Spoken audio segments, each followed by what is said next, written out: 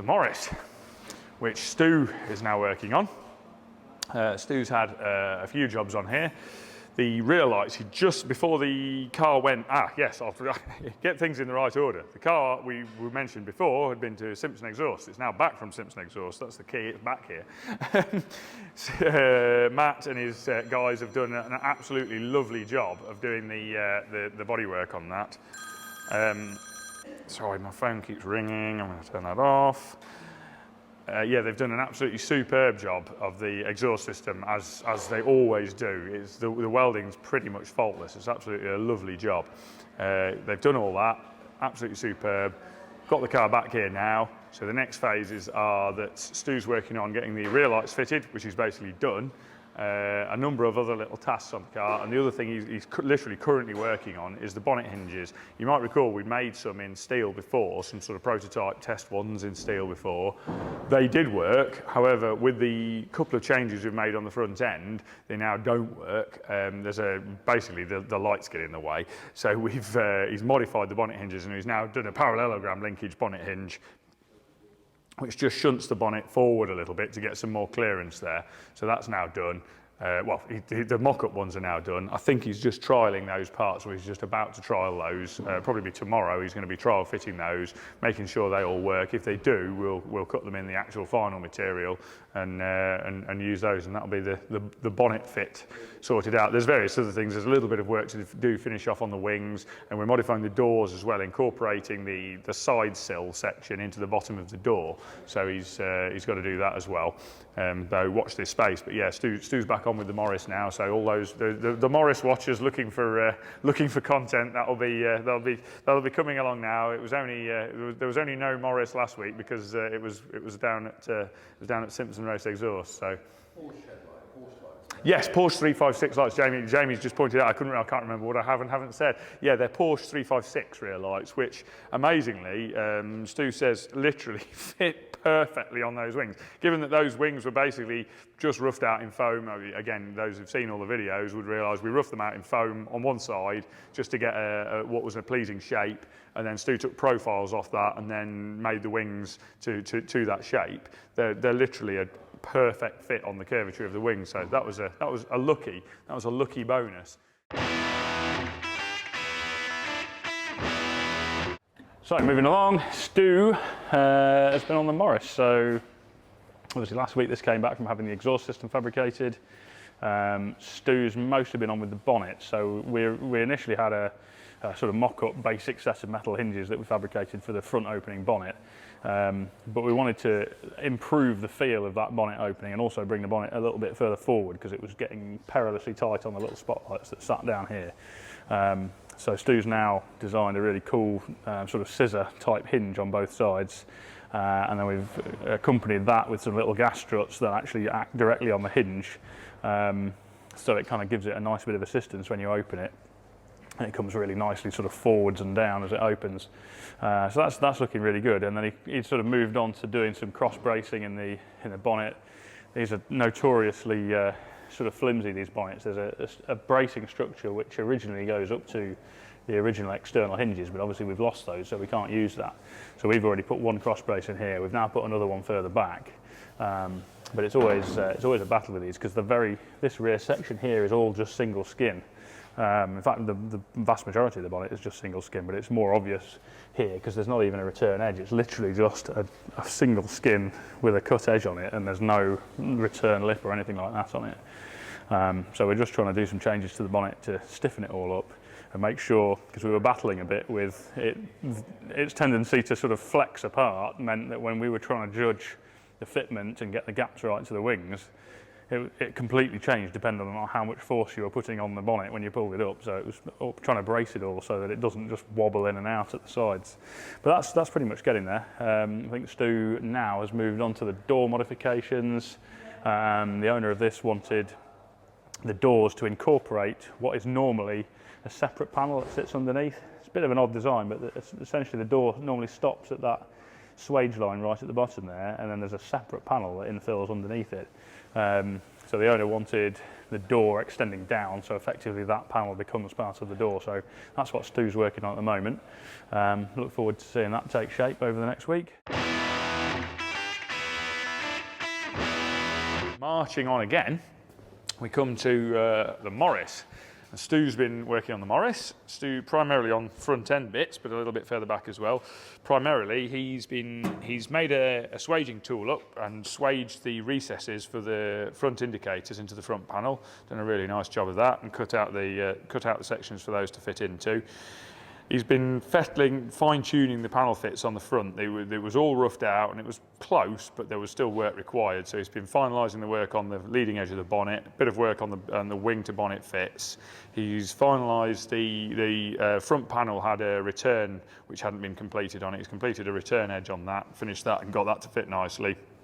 He's been working on the door to wing fits. Again, they were roughed out somewhere near, but they needed a little bit more fettling and fine tuning. They weren't spot on, so he's done that. There was also some pretty dubious, as was the case with these cars in their day, there were some pretty dubious panel fits. Anybody who's worked on one of these would be only too familiar with it. There's some pretty dubious panel fit between the doors and the quarter panels on them from the factory. And they basically sort of fitted the door and then hammered the leading edge of the quarter panel to get an acceptable clearance. It wasn't really what you'd call a nice gap, it was just acceptable clearance. But knocking that panel back meant that it put a varying radius in the front edge of the quarter panel, which I guess you just didn't notice on the original cars. But on this, we want that to be a sort of even radius top to bottom, so he's shrunk.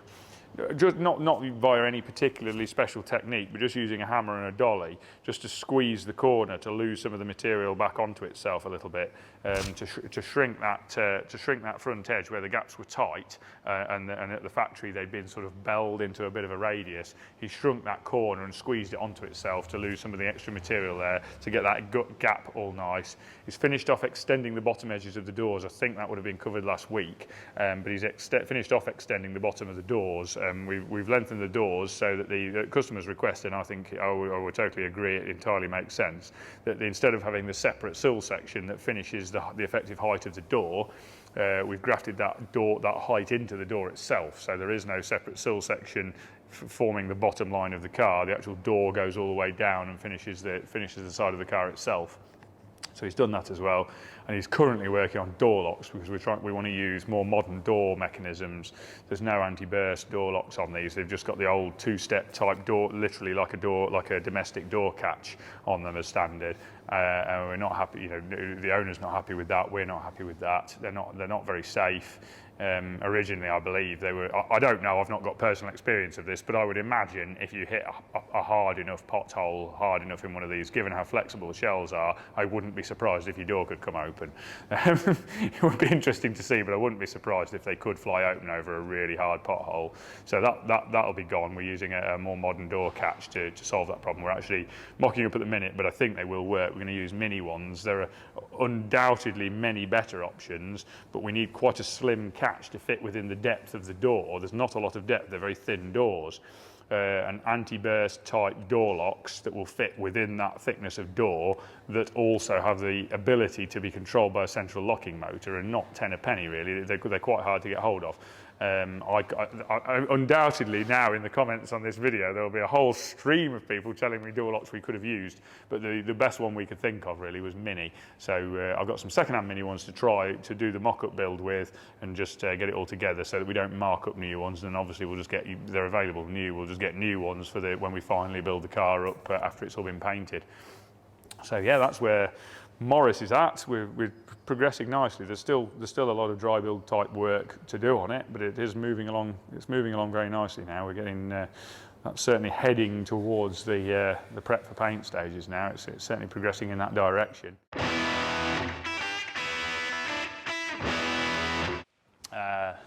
The Morris, Stu's been beavering away on this. I can't remember whether Nat mentioned last time, but we'd got to the point we were going to start looking at the door latches on it. I think he did mention it, where the original Morris door latches are just a really antiquated design, and they're just literally like a chamfered bolt, like a household Yale lock almost. So we wanted some anti-burst, more modern latches. We decided that classic mini latches would fit nicely, so Stu's now done all the work on the back of the doors to recess those latches into the door. He's made some modifications to the pillar to get the mini strikers to sit nicely, and they fitted technically in the space, but you wouldn't have had any adjustment inboard, so we've enlarged the sort of flat recess there to allow those to have some adjustment in and out. That's gone really well. They work a treat. And then further down the line, we're going to be making a billet door handle mechanism, which will bolt into the position of the original Morris one, but it'll have a crank integrated into it that changes the outward motion of the door handle into a downward motion to push a link rod that opens the mini latch. And then we're going to 3D scan the original door handles, because we want to keep the original shape, just don't really want to work with the Mazak or whatever the monkey metal is they're originally made of. There's some cast metal. So we're going to do billet machine brass ones so we can get a real nice chrome finish on them. And then Stu has moved on to doing the window and door frame changes. So the owner of this car wanted us to investigate the feasibility of doing single piece glass that basically eliminated the quarter light at the front, and introduced a small infill triangle in the front corner of the door that we could then use to mount the mirror rather than mounting it off the door skin.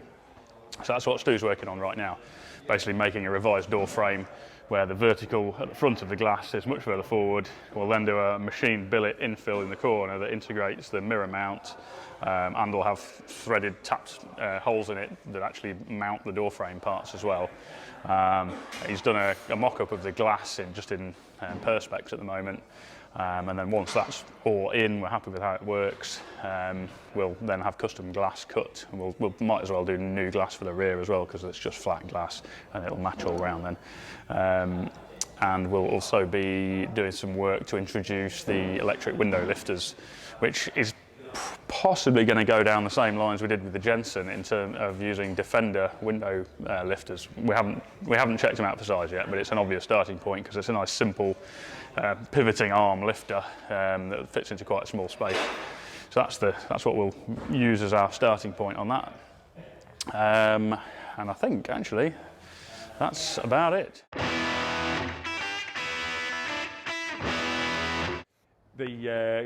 Stu's been busy on the Morris Minor. As has been the case from the very start on this, it's a tiny car and we're trying to fit an awful lot of things into it. And it's incredibly tight. So at the very initial stage, I'm recalling back to just a little over 12 months ago when I first drew the chassis up for this.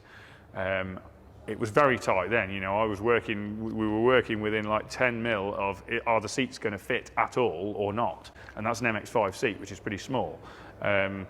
It's extremely tight for everything to fit. So Stu's been dealing with the unenviable task of making the heater, because it's also going to have air conditioning, and making the air conditioning and the heater water bulkhead fittings pass through the bulkhead in a pleasing way that doesn't foul or cause any rubs on any of the pipe work, that looks neat and doesn't foul anything. And there's not very often you hit the sort of problem we had in this car, which is the clearance between the back of the stereo and the rear of the water outlet on the cylinder head was such that regardless of where the bulkhead was in between the two, the actual path to get the fittings into place means we've actually got to use shorter fittings than we initially had.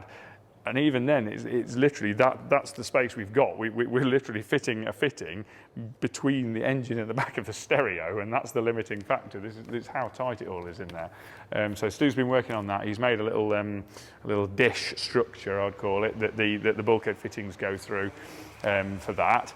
He's then moved on to working on a cradle, which is just sat on the bench over there, for the fuel pump and fuel filter arrangement. And again, because some of the shapes in the car are a bit organic, that's quite fiddly, but that sits up under here in this, where the chassis flares out to the rear subframe, and we've got a nice bit of space here. Now structurally this is all good, but it's not ideal in terms of packaging. But Stu's made a cradle that fits up inside here, which is the space we were allocating to the fuel pump and filter.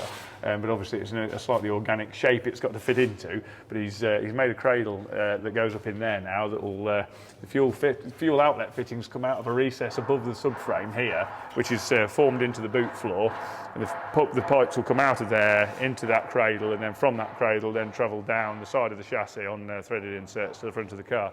So he's been working on that. The heating and ventilation bulkhead fitting sort of passage section at the front, and he's also been fitting the seat belts. We put a bit of structure into the inner quarter panels because there's not really anything to attach seat belts on. Anything to attach seatbelts to on a Morris, there's just not a facility, and there's not really any parts of the shell that are structurally strong enough to do that with. So we've created some, which we would have covered on an earlier video, some sections inside the inner quarter panels that the seatbelts will attach to structurally, and that will take our estimated crash loadings. You know, I haven't done, it's not been crash tested, but there's a limit when you're building a one-off car. You have to work on some basic numbers of the forces those components are likely to see, and then make some reasonably educated guesswork based on a reasonable engineering background, which is sort of my role really. So I've made some reasonably educated guesses on the structural loadings for those, and we made some structures that are in the quarter panels. Now Stu's been making the seatbelt assemblies to fit to those sections, and that's all gone quite well. We've got to add a little bit of a loop onto the seats to keep the belt close to you, because as it is, the belt's going to, because the mounting point is quite far back, it'll be a bit of a pain to grab the belt. So we're going to create some little retaining loops on the seats so that the belt's handy to grab when you get in the car. We don't want to fit harnesses. Lots of people are just, it's an easy answer, fit harnesses. They're horrible to use in a road car. They're just, you can't reach anything, you can't lean forward. When you go and try and get a ticket at a toll somewhere or something, you can't reach it. They're just a pain. So we wanted inertia reel belts, and that's now sorted. Sue's on top of that. So yeah, he's progressing well through that. Morris, we're into some of the finer detail work on this. I think, I forget exactly where we were at last week, but certainly the bulk of what Stu's been on with is really awkward to get two bits behind the dash.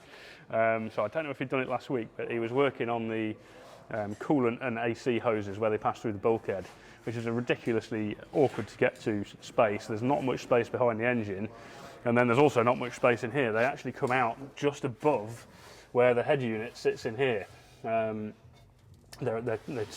back of the pipe sits just above the back of the head unit, so it's all extremely tight, and then trying to pack everything else in. So we've got to have ducts coming from demist outlets on here to the demist vents, and from the main outlets on here to these vents, and that has been incredibly tight, and to the extent where we're actually having to tee together the two of the demist outlets to a sort of compromise size of duct that's somewhere between, it's bigger than one of these, but not as big as two, routed across. And then he's done a fabricated tubular little manifold up here that then splits that back out to the two demist vents. We'll be 3D printing a manifold to come off these to split it over to here, just so we can get a really tight bend. And the same applies to the main vent ducts as well. We'll be 3D printing really tight elbows off these to get duct work in to bring them down to here. Because you've got not only those ducts, you've then got the aircon, refrigerant and water lines coming up behind here. There's the hot water shut-off valve, which is now mounted just behind here, which is what opens and closes the hot water flow to the heater unit. We've got to have room for the instrument, and on that subject actually we're getting a sort of 6-gauge pod which has tacho, speedo, oil pressure, voltage, coolant temperature and fuel level from Classic Instruments in the States, who we use quite a lot. And it's one of their standard sizes is I think 5.5 or 5 3/4 inch, which is a little bit bigger than this existing hole. But it kind of made sense to us, rather than have a bespoke, slightly smaller instrument made, which would have been possible. It's going to be more cost effective just to alter the aperture. So Stu's made this piece, which will be welded in here to enlarge the aperture, and it also flares it out slightly, which personally I think looks nicer anyway, but also gives us the gauge slightly further out, gives us a little bit more room to play with behind it. He's then been working on the mounting provision. These blocks of wood are representing things, so that will be a ECU Master PDU representation, and there's another block somewhere which is an Omex 600 engine ECU representation. So this bracket that's in here, which sits above the master cylinders, there'll be two ECU Master PDUs on top of that, and then an Omex engine ECU sitting on its side across here, which pretty much takes up every bit of space we've got left there, once you account for the plumbing pipes that are going to come out of those master cylinders. So yes, all rather tight. I forget what Stu's actually working on now. Stu, what are you up to now? Yes, bonnet catches. So we're going to be tackling the electric windows soon. We had a look at the feasibility of the Defender lifters, but that wasn't going to work. So we're now looking at another system which is like a rack and pinion drive setup rather than the quadrant lift arm, which we think will allow us to put the motor in a more suitable place. So that's one of the things we'll be getting onto. In the meantime, he's just doing the bonnet latches, which is probably one of the few remaining complicated jobs left to do. So we're going to have the normal kind of pin with a spring round it type latch on each side, which goes into essentially a hole with another plate underneath it with a hole in it, which goes to one side and clicks the pin in. Typical bonnet latch. The lower part of that Stu's actually making, because there wasn't anything pre-existing on another car that was exactly what we wanted. I think the upper pin we usually Mark 1 Golf pins into a custom platform, but we'll see those come together over the coming weeks. And yeah, looking forward to this reaching the end of metalwork, because there's certainly light at the end of the tunnel there now. Electric windows, bonnet latches, then there's a few sort of detail jobs still to do on it. We've got to do some work on the rear valance for the reverse and fog lights, and then I think that's pretty much it. Over to the Morris, I'm pointing over there. I'm not going to bother walking over to it because there's not really anything particular to look at. Stu's been battling on with some really challenging fiddly bits of engineering, which we mentioned last week, which was the new bonnet catches.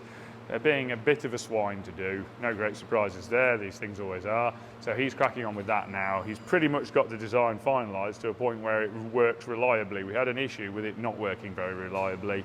It now works reliably. He's finalised the design, and I believe he's just on the final stages of getting all the bits and bobs welded together, welding in the captive nuts, welding in the mounts, and everything else that's got to be welded into the engine bay to make it all work.